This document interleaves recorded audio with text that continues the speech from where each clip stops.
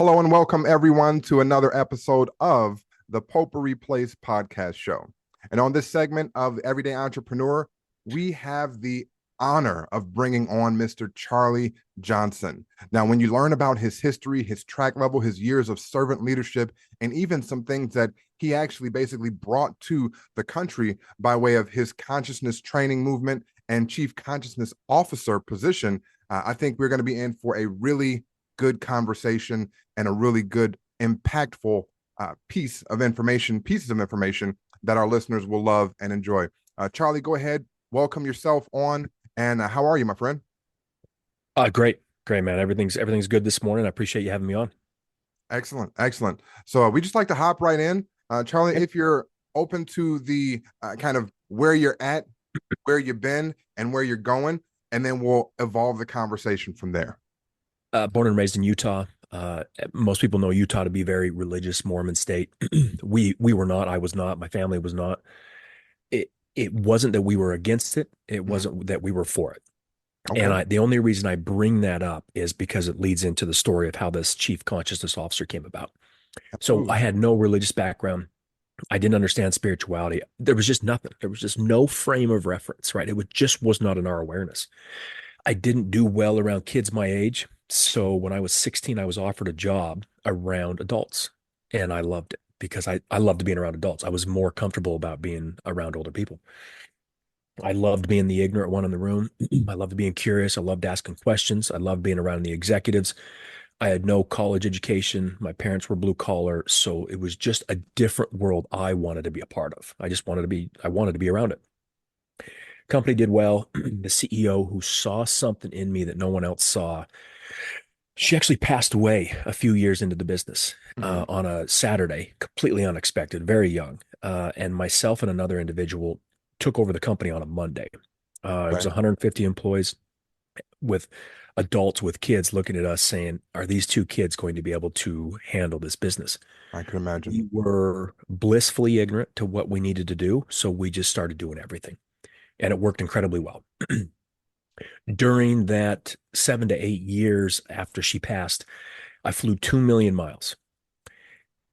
And then I developed a fear of flying. That was my first understanding of the universe intervening. The business was great. The culture was great. It's where I wanted to be. It was safety. It was security. I wanted to retire there and just go off into the sunset. That fear of flying got so bad because I was a face, sales, marketing, out traveling. Right. I had to leave. And then a month later, after leaving the company, I was back on a plane to Europe. So it had nothing to do with the fear of flying. The universe, for some odd reason, needed me out of that company. So many years later, I could be talking to you and many others. Okay. During that time, after the business, I took over the Pay It Forward Foundation. So Random Acts of Kindness, the book and the movie, traveled the world, got tens of millions of people involved. That was great. And during that time, because the corporate didn't work out for me, I wanted to better understand that. So I did what everyone does. Your listeners, self-development. That's it. So I crossed paths with a few coaches. What was interesting though is they couldn't help me. Okay. They actually admitted to it, like we can't help you. I was like, well, you're helping all my friends, all these business leaders, your testimonials. You're making me feel like something's wrong here. Like, what did I do? Luckily, one individual said, you're just asking for something more, for something deeper. You need a teacher. I was like, okay, what the hell does that mean? Because I didn't have a spiritual reference or a religious reference. I said a teacher. So I was thinking school, and no. Luckily, again, the universe stepped in. An 85-year-old man a couple months later crossed my path, came up to me and said, I feel like I've known you from a past life. Those were the words that broke the dam, because that was very, very interesting to me. I said, what do you mean by that? Yeah. And tell me more. Well, he was a typical Utahn. He had family he couldn't talk to about this stuff. So he loved being around me and I loved being around him. He had me read books. He had me learn meditation. He had me cross paths with his meditation teacher. Everything for months and months. We just kept meeting up, reading books, asking questions, meditation, consciousness, everything. And then after that, I remember thinking to myself, for no good reason, there's got to be more. And I asked the meditation teacher, I said, there's got to be more. Is there anything else I can do? And he said, well, there's this other individual, but I haven't sent someone to him in over a decade. He's a very special, very powerful individual that does not like to waste time. I said, well, you were 4 months out when I met you, and I came up the next day and forced you to teach me meditation. Do you think I'm going to waste this time? He's like, no, I get it. Well, after my business, I love Steve Jobs. I was just reading the Walter Isaacson book. I love, putting my own dent in the universe. Mm-hmm. I had a picture of Steve Jobs on my phone. When I met my current teacher, he was a spitting image of Steve Jobs. Ah, I wasn't looking for Steve Jobs. I was looking for this guy. right. So I looked at this guy and said, I don't know why, but whatever you tell me to do, I will do. Very high level meditation, very high level books, very high level knowledge. He had me read everything under the sun, including many books few people read. Importantly, though, not to fill my head with knowledge, but for me to understand on my own volition that every view, belief, religion, politics, book, knowledge, idea, side was all coming from the same source. He was stripping it away to make sure I was neutral, I was unbiased, and stripping away my conditioning so that I could understand both sides. He knew the world was going to be incredibly divided and conflicted, and he wanted to create someone like me with the passion and the ability to communicate that didn't have a dog in the fight. Okay. And what better timing right now with the world being so divided and conflicted, but having someone like a chief consciousness officer who is neutral. And that's where this position came about. Now, chief consciousness officer, again, is something that most people aren't necessarily aware of and haven't been introduced to. I'll say we're used to the chief executive, the chief financial, the chief human resources, the chief information technology, etc. And if you would tell us now how this development of the chief consciousness officer again is being able to is being implemented in companies now, because admittedly, but prior to me getting introduced to you, Charley, I hadn't heard of a chief consciousness officer. So it's a new title to me. And I work with the C-suite on a regular basis. So it would be really nice to know, how this is being implemented into companies today. Like, what is the receptivity towards it? And even what kind of companies you're looking to work with just from a networking standpoint, because I think this is something that should be more just consciousness in business, right? Then get us away from the profit, start looking at the people, and we can make a difference. And I'm just, from what I'm gathering, that's what I'm feeling this position entails, really getting the most out of people. So if you could elaborate on that. The people and the profit. Well, let's go here. 30 or 40 years ago, technology took over business. Right. Everyone in the C-suite knew that's what was happening. Could they create a website? Could they code? Could they put a URL up? Did they know technology? They did not. So who did they hire? A chief technology officer. Okay. Consciousness is becoming the central focus of humanity right now. Absolute central focus.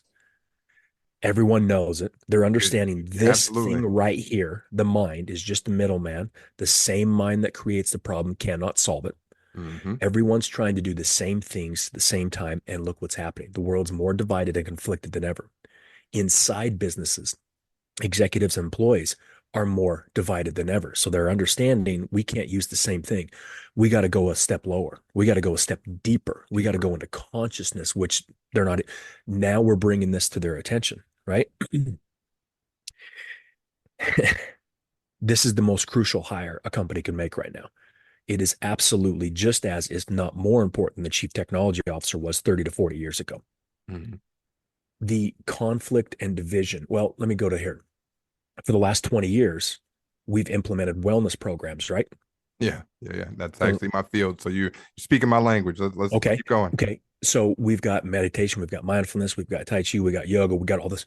My question is, with as much as this world is being divided and conflicted, as much as these wellness programs have the heart in the right place, which I'm in complete agreement with, I support 100%, especially with my spiritual background and understanding what my teacher is, what meditation does. Right. Why is there still so much division and conflict? Mm. These wellness programs, especially here in the West, we have a significant amount of Catholics, atheists, Baptists, et cetera, Western religions. When the wellness programs come in and they're asked to meditate or be mindful, they immediately go to Buddhism and they're shut down. Mm. A lot of people think yoga is the devil. That's fine. That's perfectly fine. So it's the same in the same regard of having 10,000 books on happiness. Yet we've never been so unhappy. Oh. Uh-oh. Right. So we Come have on. to understand that what people like you are doing is the exact thing we need to do. Those wellness programs, the stuff you're doing is 100% exactly what we need to do. It is powerful. It's profound. It's consciousness. It's helping clarity, everything. But if we go here, this is full. It's fixed. It's overwhelmed. They've got so much information coming at them. The Mm-hmm. division and conflict on this planet is creating so much chaos that now we truly are more closed off than we've ever been, because we're starting to have a lot of stuff come up that we don't understand. And when we don't understand it, we fear it. When we fear it, Absolutely. we restrict. Absolutely. So this position comes in from a very neutral standpoint, not for you or against you, not for the executives and against the employees and vice versa. Right.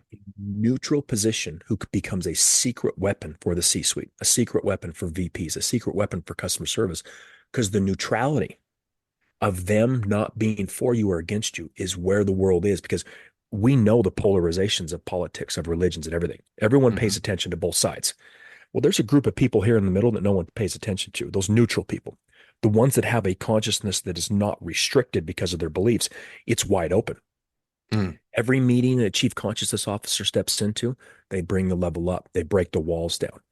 This position is just incredibly crucial. And then on top of that, with the implemented wellness programs, this position will help participation skyrocket with those programs, because they'll be able to talk about it from a neutral standpoint.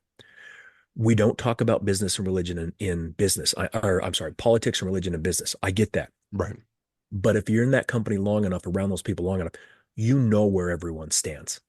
True. So you can say to each their own, we'll agree to disagree. I don't mind what side you choose. We both know that's not the case, because if you're pushed into a corner, you're coming out swinging for your own beliefs. Oh, absolutely. We've done this since the beginning of humanity. We truly believe at some point our side's going to win, the other side's going to lose, and we're going to go to a utopic society.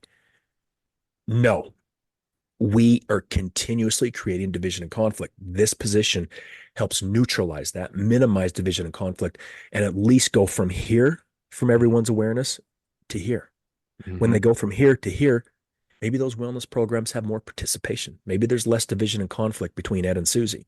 Maybe the executives can be more authentic to their employees and vice versa. This position, crucial moving forward. Absolutely crucial. Excellent. Excellent. Now, for the audible listeners, when he's saying going from here to here, he's putting his hands up by his eyes, kind of like a binocular, and then widening that view. Yes. Sorry. And when he was talking about going in earlier, going in here is pointing to his head, saying that we need to go here and actually bring about seemingly a deeper level of consciousness. And I 100% agree that it's not about any particular religion, because before a religion is imparted into any person, there stands the person. Mm-hmm. So there needs to be basically, just like you said, a neutral space where that's an understanding, so Yes. that we can then build upon that. I really like where you're going with this. I think in some of my research and reading about you, I came across this phrase, clearing the lake, right? Clear your lake. So if you would explain to us kind of what that clearing your lake entails, and its impact on like personal clarity and how decisions come about. So the clear your lake came about with you've got a lake that's crystal clear, perfect waters, right? The bottom of the lake is muddy. It's got weeds. It's got animals coming to it. If you just let it settle, it just stays clear. Mm-hmm. If you come in, kick the water up, put your feet down on the ground, kick it up, put this, do this, roam around in it, read this book, do this, go off in a million different directions, create a side, you're kicking mud up. The lake is absolutely dirty, muddy. You can't see it. The animals don't come to it anymore. The weeds don't grow. The trees don't grow. The water's dirty, blah, blah, blah, blah. Uh-huh. If the lake's already muddy, which most minds are, if you just stop cramming your mind with the 10 more list of another 10 more life hacks, with another book on religion, with another book on politics, right? We've got to let the lake clear. We've got to give ourselves some clarity. So you got to let the water settle. The water in a cup does not settle by adding more dirt to it. Right.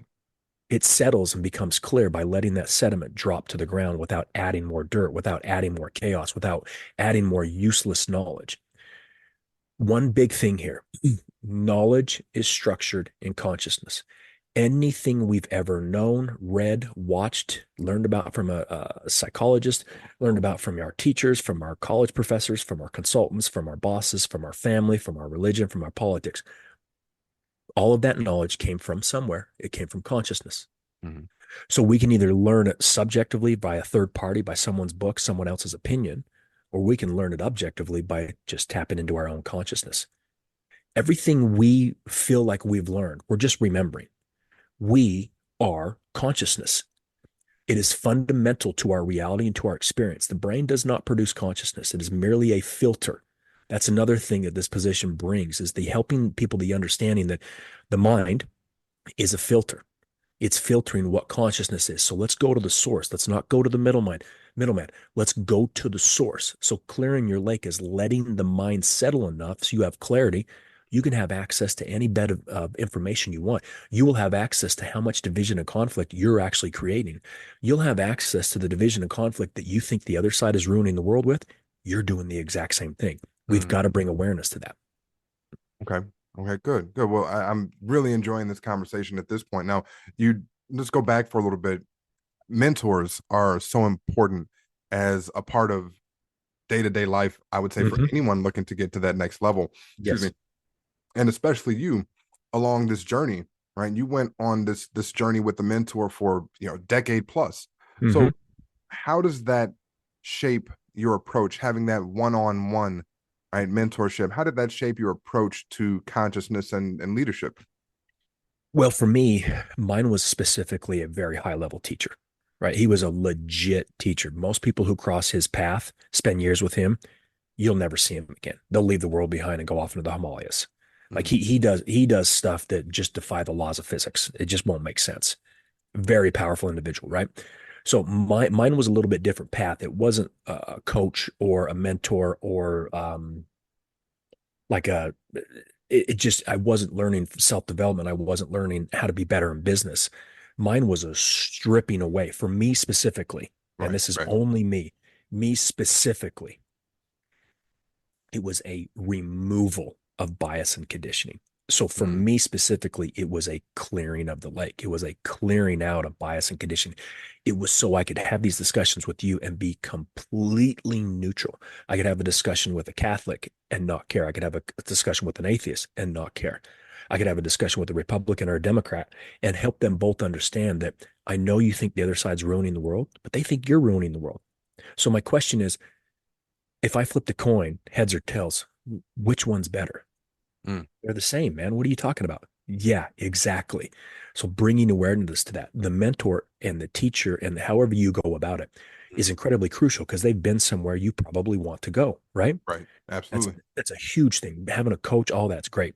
For me specifically, it was a removal of the ignorance of my own bias and conditioning. So that's what was big with me. Okay. So now you've gone through this process. You've been able to remove the bias, the conditioning, and you're able to see essentially, the truth has no side to it, right? It's not a this is right and this is wrong type of thing. Being able to take that neutral approach, I'd consider is very, very Ayn Randish, so to speak, right? The theory of objectivity, which I'm absolutely for, like being objective in situations and kind of taking yourself out of it, like a fly on the wall, so to speak.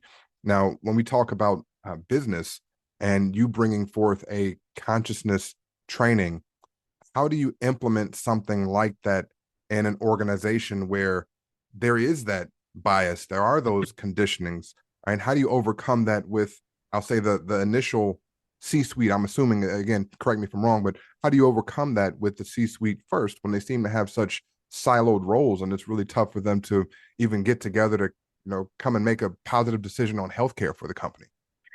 Well, you have realistic expectations knowing that you'll never get past it. But what you can do, and this is important, that I don't know anyone talking about this and needs to become a part of every discussion. Okay. There are levels of consciousness. Levels of consciousness are like levels of grades. There's second graders, there's fifth graders, there's eighth graders, there's 12th graders.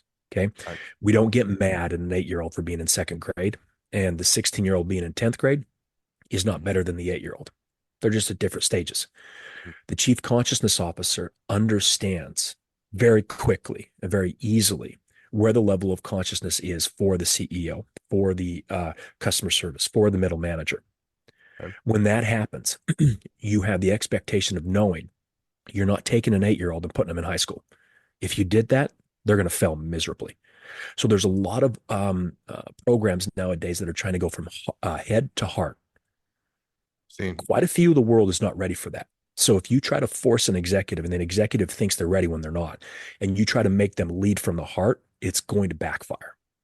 So this position has the clarity and the neutrality and, in a sense, the sense of the energy to see that individual, the questions they ask, the way they talk, the way they lead.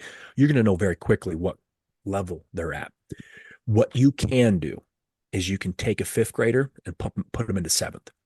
So when I'm working with the CEO and I say, would you rather have 8th graders or 6th graders as your employees? 8th graders, a little bit more intelligent. They know math better. They communicate better. They're more self-sustaining. Oh, absolutely. I want every one of them to be 8th grade. That's what we can do. We don't set the expectation through the roof. We don't have the entire executive lead team all of a sudden training, leading from the heart, because most are not ready for that. It's going to be inauthentic. Right. What you do is you level them up.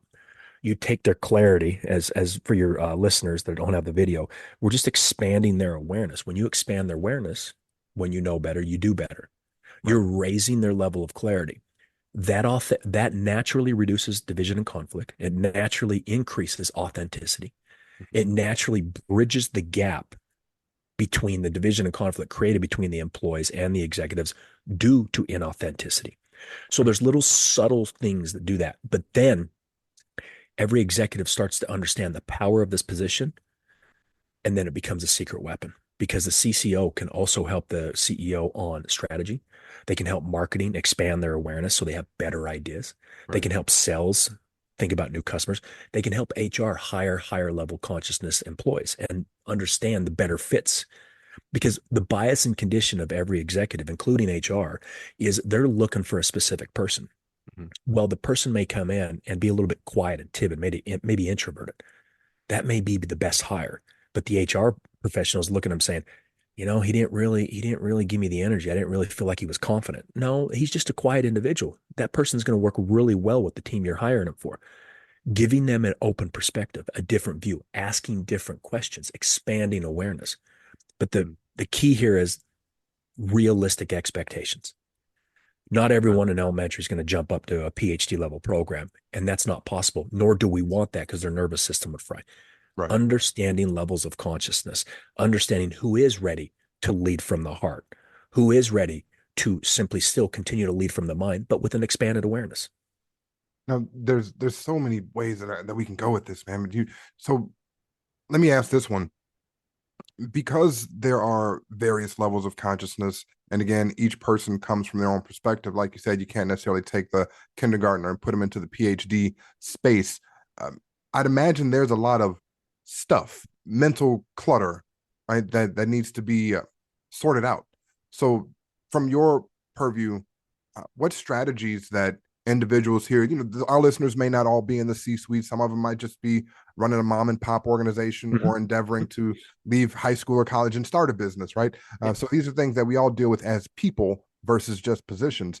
So with this mental clutter, what strategies could or do you recommend for people to help declutter their minds so that they can have a more, and to focus, so that they can focus? We're full of distractions.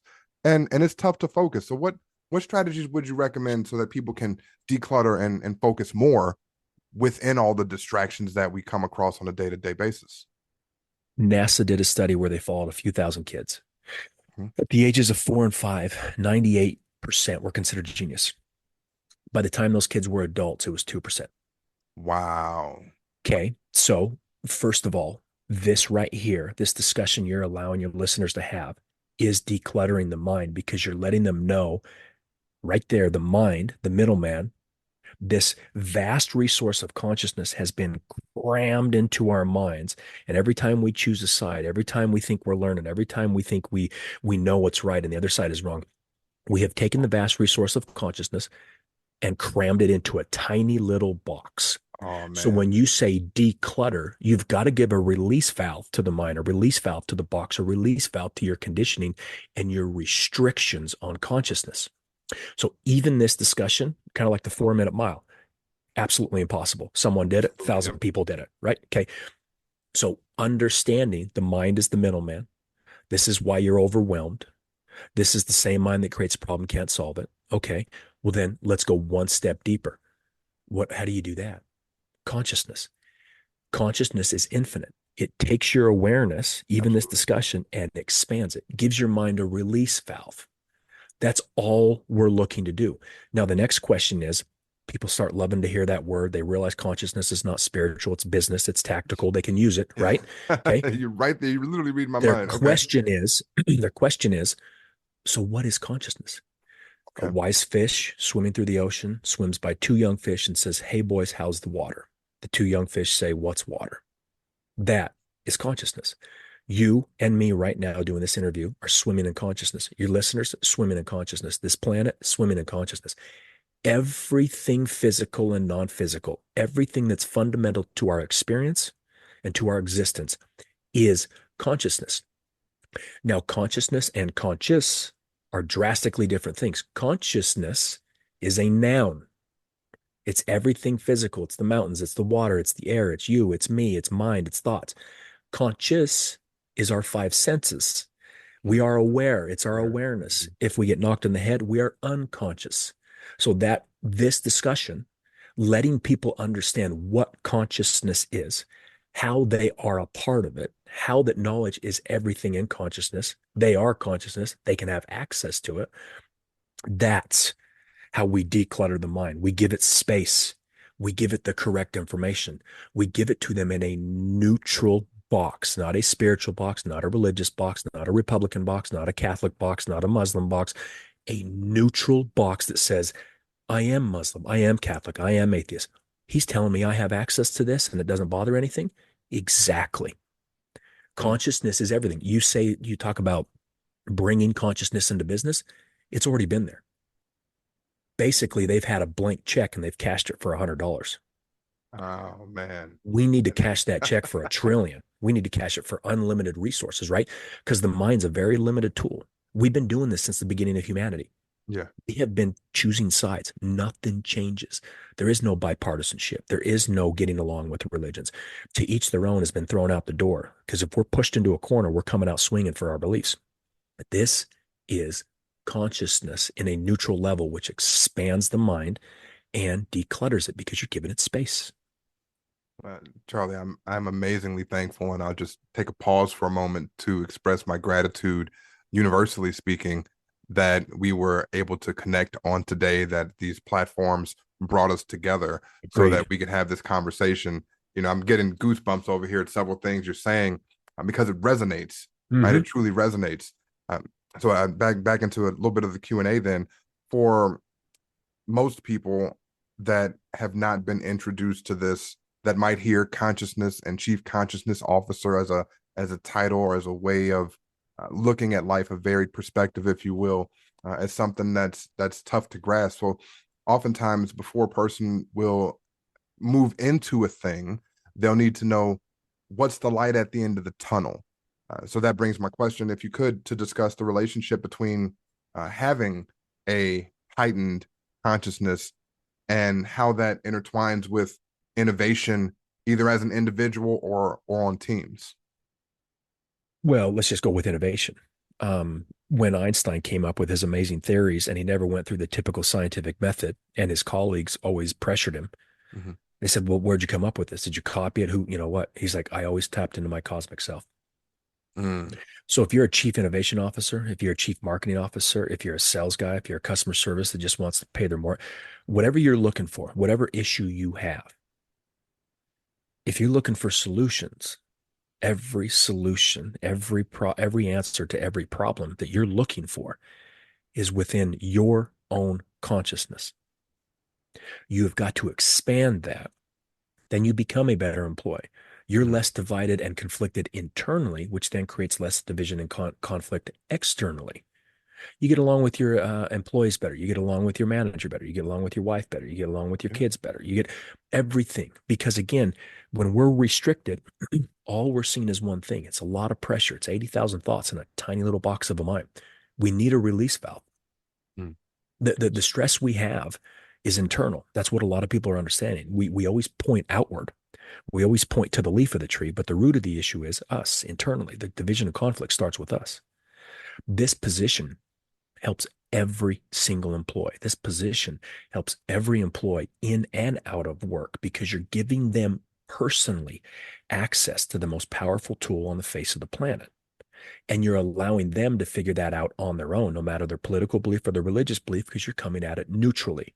They get to come up with the answers. They get to come up with the solutions. They get to take ownership of becoming a better human, a better employee, a better spouse, a better father, a better whatever it is. There's no more need for an external figure, a teacher, a book, and everything, anything like that. It now comes back to them. This position literally opens up anyone they cross paths with in a meeting, in a conversation, or just by being in the room. Okay. Well, let's take it back to the work side for a second. You mentioned the stresses that, of course, many positions have. And personally, Mm-hmm. coming from a sales background, I can see all the times with various companies and colleagues that there's burnout just because Severely. there are metrics that have to be hit. There are KPIs and blah, blah, blah, right? From the sales world. So, how does this consciousness, how does this being able to actually understand that we're swimming in the sea of consciousness all the time, how does that help with recognizing and addressing that burnout amongst professionals in any field? If you're a fish in a tiny little aquarium, Mm-hmm. you only have access to the water within the aquarium. If Mm-hmm. you're a fish within the ocean, you have access to the ocean. Where do you think more solutions are? Where do you Definitely think in the more ocean. ability to see things? Where do you have more opportunities? Now, with everything, there comes the pros and the cons because we live in a dualistic world and it's always divided. That's perfectly fine. Right. But if you want access to a larger aquarium, to more solutions, to more opportunities, to more ways of looking at the world, to seeing things in a better light with less division and conflict, you tap into consciousness. You stay at the level of the mind, you're staying in a little tiny pond that gets really muddy very quickly. You spread out that dirt and that chaos over a massive pond, it becomes clear. You've got to give yourself access to the vast resource of consciousness. You stay in the mind, you're screwed. But here's the problem: all we've ever talked about is the mind. Anything we've ever focused on is Mm-hmm. the mind. The only way we've learned, the only thing we've Fact. ever been taught, anything anyone says, mental clarity, mental edge, mental health, mental this, mental that, mental mind, mind, mind, mind, mind, mind, Mind, mind. mind. Yeah. The mind is a filter and it was created from consciousness. So let's go to the source of consciousness and then let the mind be a servant, not our let the mind be a servant, not a slave. What is that quote? We're a slave to our mind, let it be a servant to us. We need to switch that around. Okay. Man, I'm 100% picking up what you're putting down, and I want to thank you for that use of analogies as you're sharing this with me. You speak in very visual terms, which again, our audible listeners can definitely appreciate because Good. I get that visual of sitting inside a glass bowl. And not that I have one on my desk, but I've got this little pen holder, and I look at that as a container, right? It's keeping all of the pens in one really, really tight and restricted spot so that they can't Yes. go any further than the Yes. constructed limits that are Correct. placed upon them. Correct. So imagining to break that barrier away from the pins, break that mental glass bowl away and realize that, yes, I can see at this point to the door, right, to my left, but realistically, if I'm looking at it through a consciousness lens, then I can see much further. And there's Yes. so much more out there than just that door, that wall, that window. Man, Yes. this is really good. This is really good. So we talk about in a business sense, and I like to my listeners that have listened to a few episodes, they like that I like to take things in more of a personal perspective. So how can this training, because I'm we're going to come back to the business side, but I want to know, how can this training from a familial standpoint impact the relationship dynamics that individuals have, whether it be with their children or their spouse, whomever? Same thing. So the greatest thing about consciousness is whatever the metaphor is, that metaphor equates to everything you could ask me about. Everything is consciousness. So you're looking at your spouse, you're looking at your kids from a very restricted point of view, a point of view that doesn't have a great awareness. There's a lot of stress. It's the pens in your little glass case. Mm-hmm. Expand that glass case, expand to a larger pond, whatever. You're giving yourself access to the full story. You're basically just taking parts of your wife or your husband or your kids, and they're stressed out. They have a limited perception. You have a limited perception. You've got this tiny little box on each side, and they're just tiny little boxes of minds, and they're just bumping heads all the time. You open that box, you get to see the human. They get to see you. You're vulnerable. You're authentic. It's the same thing. It's just the same metaphor for relationships for your kids, because you have these bias and condition. You have what a kid should do. You have what a spouse should do. You have expectations you created based off of how you've lived, how your parents raised you, what you saw in a book, what you saw on TV. All of that is someone else's opinion, is someone else's view, someone else's experience. Yes. For you, you've boxed yourself in thinking that's how it should be. 8 billion people. There's 8 billion people going up the mountain in the same direction, ended at the same spot, but there's 8 billion different paths. Stop comparing yourself to how your wife or husband should be or how your kids should be. Open up your mind, give it space, give it consciousness so that you can see them in a more open way. You can better understand your kid. You can better understand your spouse because you're no longer stuck in this tiny little perception. You expanded and you're like, oh, okay, that's what they mean. Or, oh, that's why they're upset. Or, oh, that's on me. You just start to see things a little bit more openly. Your lake clears because you got a bigger lake. The mud settles and you're seeing things more clearly. So the metaphor, no matter what the metaphor is, it's going to work with anything you could possibly ask me. It's the same thing over and over again because it's all consciousness. I'm really enjoying this. And as I'm thinking more and more about how and where this can be implemented, it's endless, essentially. It is. Yes. There is no one place where this will work best, so to speak. No. It can be implemented virtually everywhere. Yes. And 100%. and with that, so let's maybe talk about some of that implementation or like integrating this, because most people that listen to this may have or employment, whether it be self-employment or not. How does one get trained to raise their awareness to this level of consciousness? And how does one go about starting that process, or how can you help?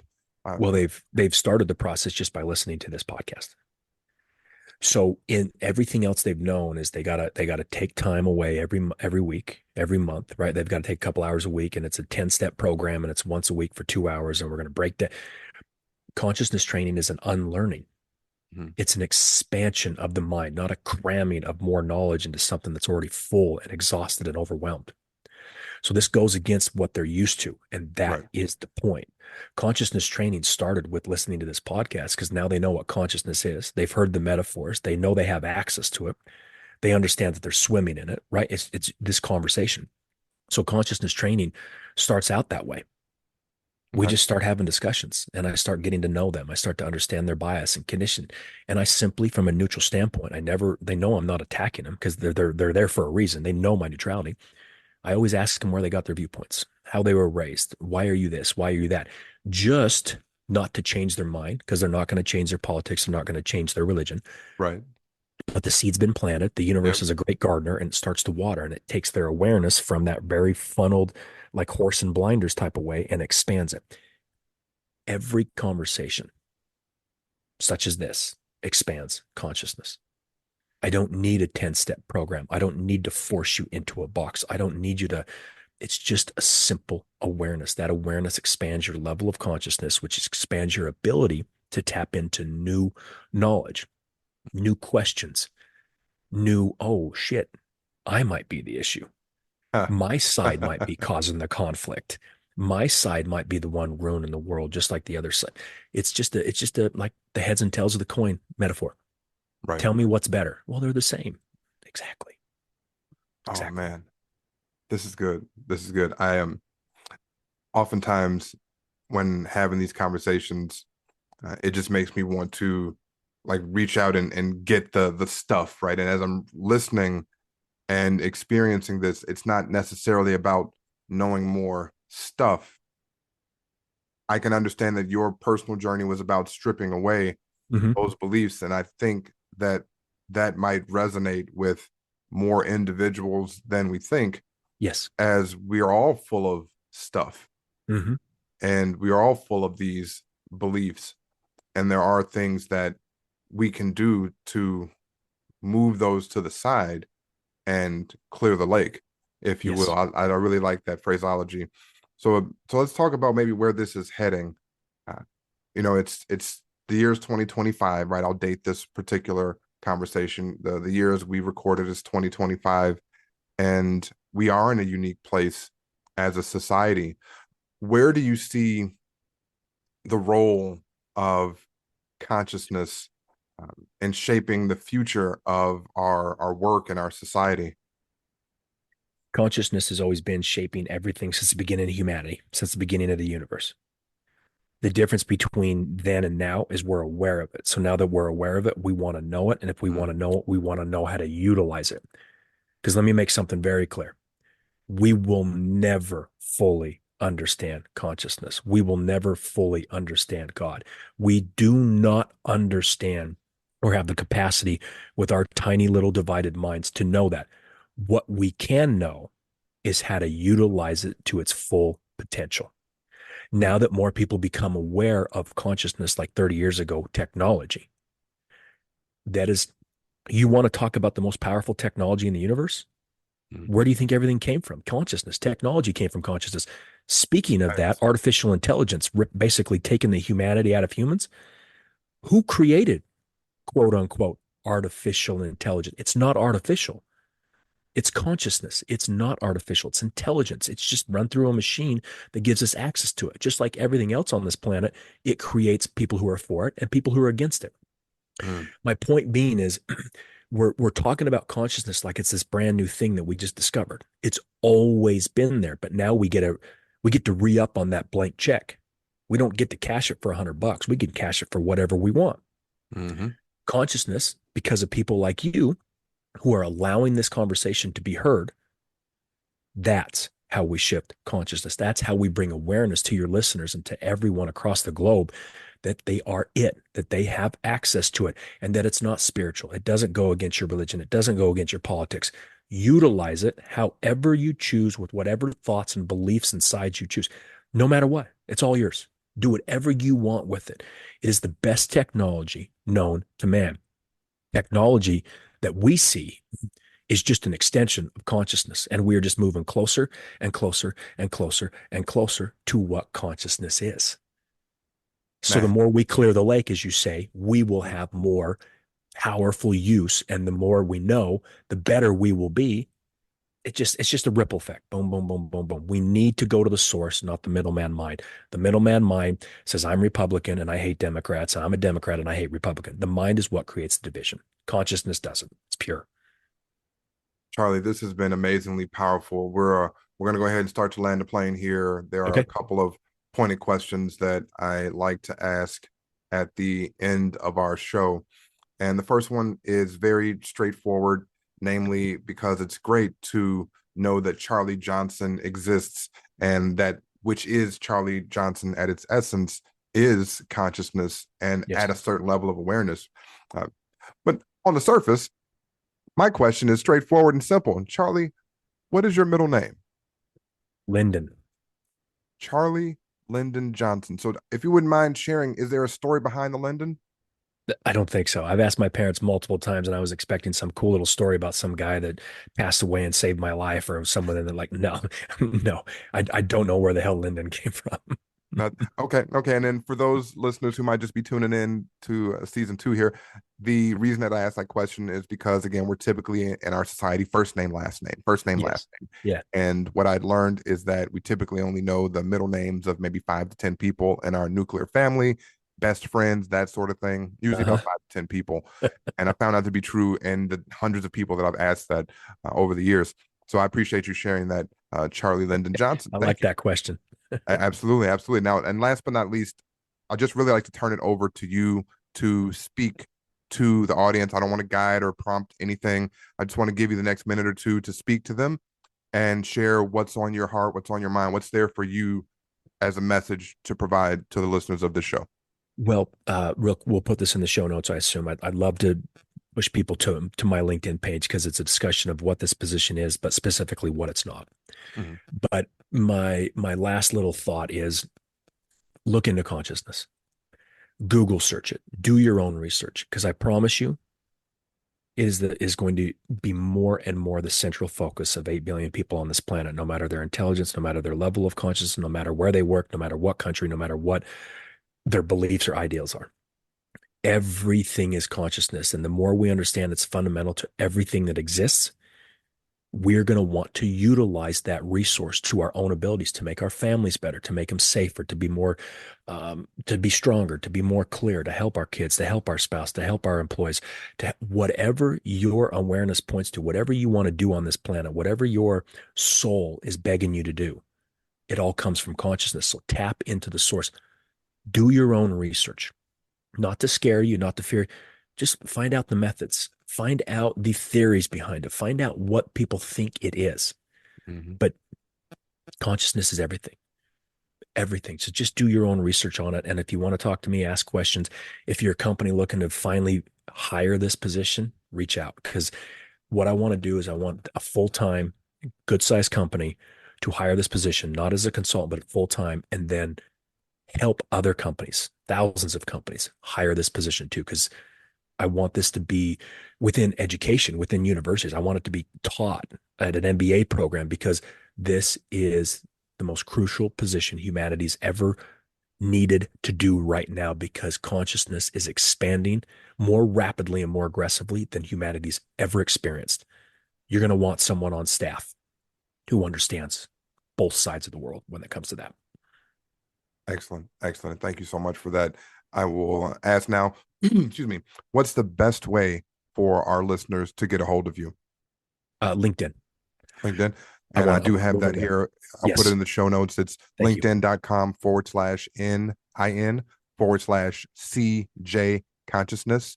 Yep. Again, that's CJ consciousness, CONSCIOUSNESS. LinkedIn.com/N/CJ consciousness.